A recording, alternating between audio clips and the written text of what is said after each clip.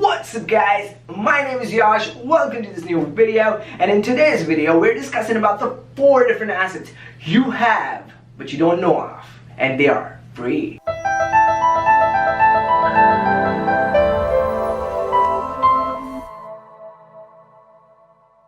Before we jump right into this, let me tell you what assets are. Assets are anything that actually creates you income or have any value, which could be actually traded for your debt and stuff. So your stocks are assets, your bonds are assets, your cars are assets, your homes are assets, your plots, your rental property, any property you have are assets and stuff. So these are your assets. Now, these are all assets you would buy with cash, or you would really work hard and pay for your mortgage and pay for these and pay for your car and all of this. But I'm going to discuss with you 4 different assets which you actually have right now, or you could actually create from right now, and it would not even cost you $1. So let's jump in. Number 1, the first and foremost is your social media accounts. You might think that this phone and all your social media accounts are actually causing trouble in your life, and people be like looking at you like, what? Don't really matter. Don't look at what the majority is saying, and don't look at what the people are saying. It doesn't really matter. The 4 different apps, Facebook, Twitter, YouTube, and Snapchat, these are your assets if you use them right. They're 2 ends. You could be a producer of the content, and you could be a consumer of the content. If you're going to be on the consuming side, you're going to pay the producer in your time, and your time is valuable you might even not know. So what happens if you are on the consumer end of this asset? You're always going to keep on paying the producer in your time, and they're gonna get money out of it, like YouTube ads. So you watch it for 5 seconds, someone makes money. You click it on 5 seconds, someone makes money. You click on someone's website, scroll through, buy something, someone makes money. So if you're not on the consuming end, instead, if you're on the producing end, then you are actually using your asset correctly. So Facebook, as many friends as you have, as many people who follow you, as many people as they see you, people those who follow you on Snapchat, if you have a bunch of followers on Instagram, if you have a bunch of things going on YouTube, you got a bunch of subscribers, what you're doing, you're actually setting yourself out there, and there are a bunch of people, those who actually follow you, they see you closely, they like your photos, they like the products you have and stuff. So all you gotta do is invest in a frigging phone, and you probably have a good phone. You don't have to go get yourself a DSLR to click good pictures. You just fine with a phone. Just create content that actually brings in people. According to the definition, asset is anything that could actually bring in revenue or income. So now you'll be thinking, how is my Instagram gonna get me money? How is it an asset? It's pretty simple. It is an asset because there are a bunch of people following you. So there are a bunch of people who love you. There are a bunch of people who like your photos every time you post. And how you did that is by consistently and patiently posting photos and videos of high quality, high content. You did not go cut corners. You took your time, you created an account, and now it's time that's going to pay off. Once you hit some 10,000, 20,000 followers, you should be golden from there on, and you could grow from there. You are an account with 10,000 followers. And I am a fitness company, and you are a fitness person, or you go to the gym and you have a full daytime job and you just go to the gym for a hobby. And now what you do, you post photos of your biceps, and you post photos of what you're working out, and you post photos of what you do, and people love how you look and how you do, and you're motivating for them. So what that does, that makes you as a very potential client for me, because I know you are in that 10,000 range, 10, 20,000 range. So you're not going to be very expensive for me to afford. If I was going to a supermodel, it would be super expensive for me to afford, and I'm just a startup. So what I would do, I would hit you up and be like, hey, I'm launching this new athletic t-shirt, and I want you to wear it and do a photo, and number of leads that you bring in or number of sales that you bring in, we're going to write you a check for that. So what you simply did, you just were posting photos, enjoying some following, and loving how people liking you, and that actually got you leads. So you might have seen different people post different Instagram accounts, and different Instagram accounts are holding different things and endorsing different things. That's for the same reason. So you must start on it today too. Same thing with Snapchat. If you're snapping, you have different snappers following you. Same thing with Facebook. You've got a bunch of friends following you. Same thing with YouTube. If you got a bunch of subscribers, people are going to start sending you content. They want you to promote that, and it works hand in hand. So this is one of the main ends, but you need to know which end of this asset you want to be. If you're going to be on this producer side of the asset, you're going to make a bunch of money and it has a long potential and has a lot of potential.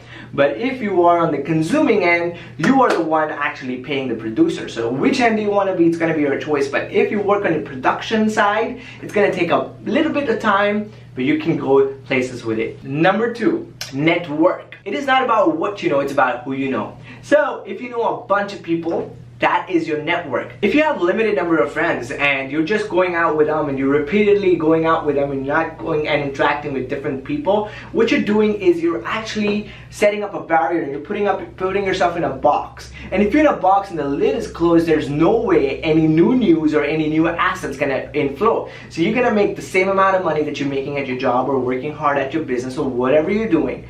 So your best option right now is to open up and make new friends, get into new different relationships, get into new friendships, get into new groups, get into new Toastmasters, or get into whatever new kind of thing. Go learn salsa, go do whatever, but go hang out with people, go do the talking with the people and start to hang out with people and start to get new networks and new people to connect with you. And that is very important because the more people that know you will bring you more opportunities. First of all, say if I know you and you're writing a book, and I am a publisher, boom, right there we have a relationship and we probably could work something out there. And if you and I never met, there's no way I would ever be able to publish a book and a bunch of other things. So you need to know, you need to go out and do the talking, meet people, tell them what you like, what your passions and hobbies are. And you're not always gonna hit it up, you know. I might love to talk and do the TED Talk, and I love TED Talks, and I love YouTubing, and I love cameras, and I love phones, and someone might just hate all of it.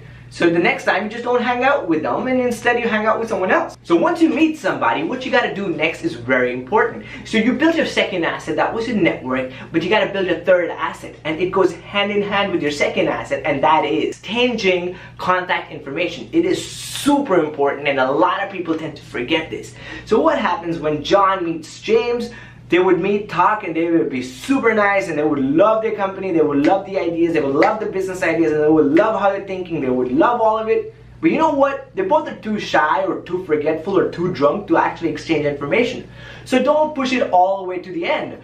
Start with that. What you simply gotta do, you gotta remember it as a script or remember it as a step. So your first step is go meet as many people as you can at a networking event, and make sure you're not forcing yourself to network people. Spend time, look into their eyes, listen to what they're saying. This is not dating advice, guys. This is networking, like professional networking kind of advice, okay guys? So what you simply gotta do is go up to, say I'm Josh, and I go up to John. I'm like, hey John, how are you? My name is Josh and I'm a marketeer.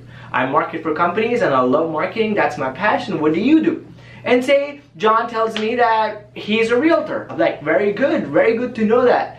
I now exactly know whom to go to when I want to buy a house. He would be very happy because what he wanted to say next, I already know. So what I want to do next is I want to be like, hey John, now that I know you, bro, I would like to take a phone number, bro, so I could hit you up, and if there's something I'm looking for, I would hit you up, or I'll try to tell other people about you. And John would be very happy and very ready to actually exchange information because you both are at the networking event to network. So make sure you take the contact information, make sure you repeat the number so you're right, there are no digits out of place.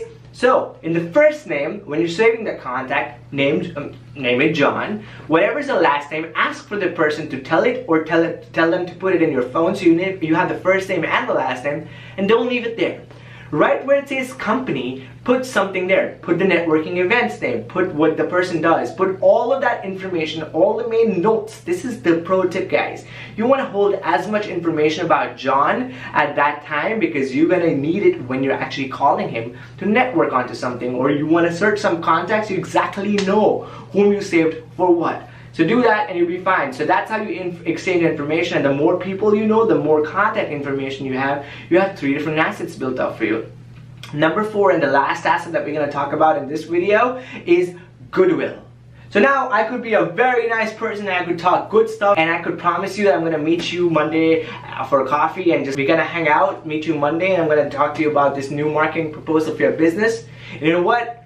If I don't show up, I pooped it, bro. I pooped on all my efforts I made. So you have to make sure you do not want to poop on all the efforts you've already made. Make sure you're actually keeping up to all the promises you've made to people. Make sure all the promises that you've said, all the things that you've said are true. You do not want to lie. You don't want to go to them and say, hey man, I have a $10 million company. If you have a $100,000 company, don't talk about it if you don't want to. If you want to, go ahead, tell them the truth. Don't lie so you don't have to remember in the future. So make sure you actually set up your Goodwill outright and plain and clear. You don't have to remember things. You don't have to tell them what car you drive. You don't have to tell them, like, man, I always drive my BMW, but today I came in my Toyota. Don't say that. Don't do all of that. If you have it, say it. If you don't have it, don't say it, because no one is actually judging you, because everybody's over there making contacts and talking behind your back. So make sure you're only telling the right things and actually setting yourself up for a future relationship, and you're not just doing it for that momentary happiness and momentary feeling of like, man, I'm the man if I say all of this. So make sure you do that and set up a Goodwill. If you have Goodwill, you have a good network, you have the contact information of your network, and if you have good social media accounts, you're golden, and you have actually built 4 assets for yourself without even spending a penny. And it all takes time, and time is more valuable than money. But instead of wasting that time when you're sitting on that toilet seat and just checking out people's snaps, you could sit down right there and actually set up your Instagram account. Use different apps, set up your photos, make them look nice. Do not just put anything in your stories. Put decent stuff on your stories. Send personally whatever to whoever.